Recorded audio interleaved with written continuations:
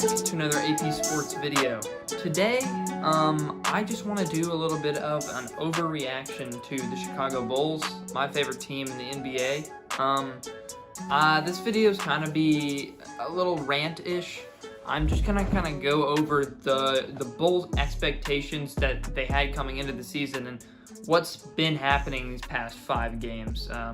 But before I get into all of that, please do subscribe and like the video if you enjoy.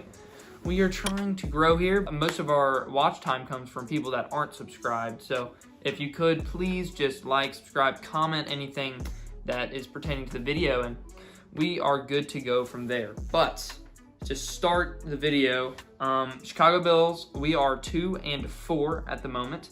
We have lost to the Warriors in a very, very close game, but also not a well-played game from the Bulls.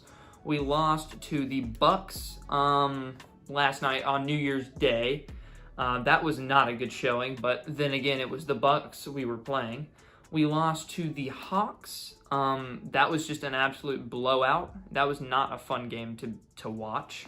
And we lost to the Pacers. That was also a pretty atrocious game. Most of these losses have been in the form of a blowout, not even really close at any point except for the Warriors game. But our wins have been nice. A lot of people would say that the Bulls should have won that Warriors game. There was really bad officiating at the end of that game, but to be honest, 26 turnovers, so we didn't deserve to win that game. The Warriors did not have a very good game either, and we were making our shots, but at the end of the day, we lost, and it's because we had 26 turnovers. It's unexcusable. It's horrible. You can't play basketball like that and expect to win. Damian Lee hit the game winner on us. That was heartbreaking just because we went 0-3 to start the season, so that was not fun. But we had a 2-game, play against the Wizards, and I'm sorry, the Bulls own the Wizards. I swear, every time I watch them play the Wizards, we don't lose to them. I mean, they got Rui back in the second game. Beal had a very good 2 games as well. Westbrook with his triple-doubles, but, I mean, his turnovers are not good, and I think it's good to see this playing out. I expected the Wizards to be a much better team, but, I mean, they have not played well at all. They just got their first win against the Timberwolves, if I'm not mistaken. But we got a 2-game winning streak against them, and then we played the Bucks, which is just unfortunate scheduling because I didn't really have any hope for that game. But you know what? We weren't completely blown out. Yes, it was a 30-point deficit. We lost by 20, but we didn't have Lowry, who was injured still, also on the COVID watch list, I'm pretty sure. Sato was out, who is going to be key to this team down the road. I'll get into him a little bit more later when I talk about Kobe. Sato was out. Ryan Arcidiacono was out as well. Like, our point guards were just deflated. Kobe was forced into, playing basically the entire game at the point guard position. I mean, Garrett Temple took over a couple. Zach LaVine had to handle the ball a lot to start the possessions. But I was very disappointed with the fact that we had so many injuries. But honestly, we played the Bucks as best we could. They made their shots. Like, literally, the Bucks are the best 3-point shooting team in the league right now. They were not missing Brook Lopez, Chris Middleton. Obviously, you can't understate Giannis. He was dominating us all game. But I really think it was a great learning moment for the Bulls.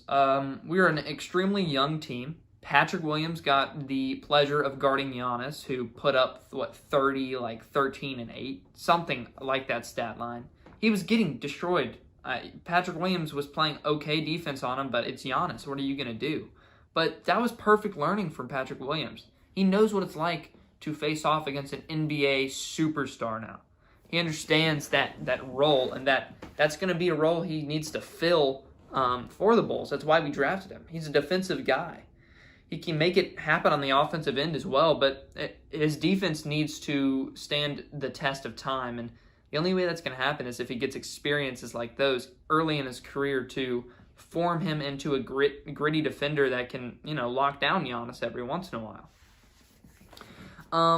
Talking a little bit more about our young talent, Kobe White had a horrible game against the Bucks, coming off of a great game against the Wizards, his first double-double of his career. But it was just deflating to me to watch Kobe have to go through that. No Sato, so no help off the bench, nor was Ryan Arcidiacono healthy enough to play. And Kobe, I mean, he had more turnovers than assists. He was making stupid plays all over the court. He could not get his shot to fall, no matter how much he tried. I was sad to see it happen to Kobe, especially after such a great game he had against the Wizards. But I'm expecting this to be the course the year takes, Like, this is a year Kobe's going to acclimate himself to the point guard position.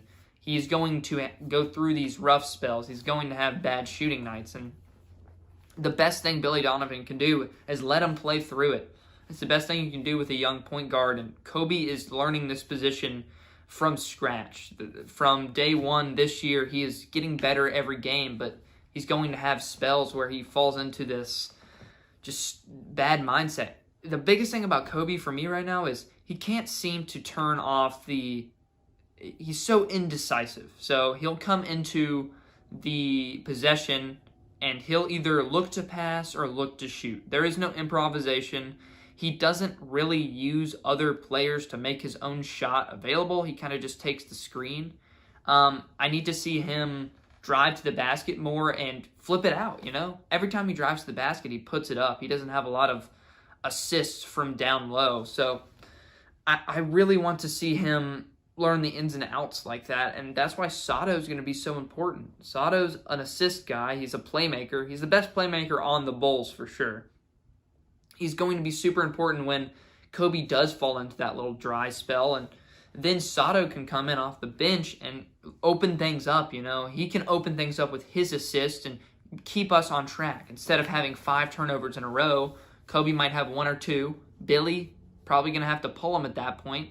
Put Sato in and get us back on path. Put Kobe back in and repeat the cycle.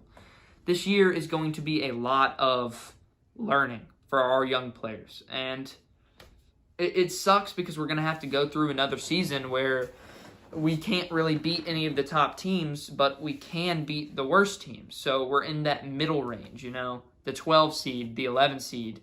Good thing is the Wizards don't seem to be doing too hot. There's a lot of teams that are in need of help right now.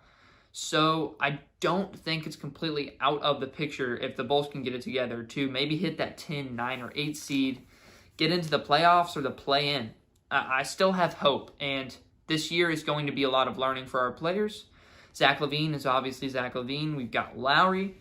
We've got plenty of other pieces. Otto has been incredible. I've been extremely happy with his play. He's a perfect scoring punch off the bench. And when we want him to start or we have any injuries, he can come out and give you 30. He's a fantastic offensive player. He's also got good defense. One of the best corner threes in the entire league.